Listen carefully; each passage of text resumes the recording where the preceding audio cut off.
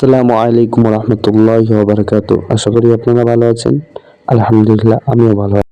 প্রায় ২ বছর হয়ে গেছে আমরা মাদ্রাসা ছেড়ে দিয়েছি। তো আজকে কি জন্য মাদ্রাসাতে গিয়েছি সেটা আমরা জানাতে চাই ইনশাআল্লাহ। যারা মাদ্রাসাতে পড়েছেন তারাই জানেন মাদ্রাসার স্মৃতি কত মধুরময়। আমরা বন্ধুদের মধ্যে আলোচনা করেছিলাম কোরআনের পাখিদের খাওয়ানোর জন্য।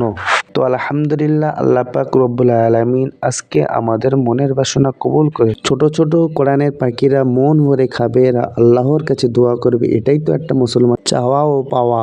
আমরা জীবনে যা গুনাহ করেছি বা করছি তাতে নবীর সুপারিশ পাবো কিনা কোনো গ্যারান্টেড না। নবীর মেহমানদের খাওয়ানোর ফজিলাতে যদি রাসূলুল্লাহ খুশি হয়ে সুপারিশ করে, তো এর থেকে বড় চাওয়া পাওয়া আমার মনে হয় আর কিছু না।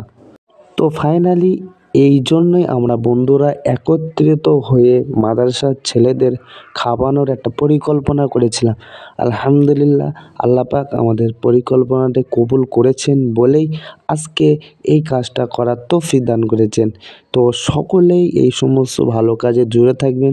আল্লাহ পাক এর বদলা কিয়ামতের দিনে, কঠিন হাসরের দিনে যখন কেউ কারোর হবে না, তখন আল্লাহ পাক এর বদলাটা ঠিকই দেবে ইনশাআল্লাহ। অনেকেই আছে মাদ্রাসার ছেলেদেরকে খারাপ চোখেই দেখে। আপনারা এদেরকে কুনজরে দেখবেন না, কেননা এরা জান্নাতের উচ্চ মাকামের অধিবাসী। আমার নবী বলেছেন আল ওলামা ওয়ারাসাতুল আম্বিয়া, ওলামা হলো আল্লাহ রসুলের ওয়ারিস। তাই বলি খারাপ নজরে না দেখে এদেরকে ভালোভাবে সন্তান হিসেবে দেখেন, তবে আপনার জীবনটাও বদলে যাবে ইনশাআল্লাহুল আজিজ। যারা আমার ভিডিওটা দেখেছেন তাদের আল্লাহ কবুল করুক, এই কামনা নিয়েই আমি এই ভিডিওটাকে শেষ করছি। ওয়া আখিরি দাওয়ানা আলহামদুলিল্লাহ।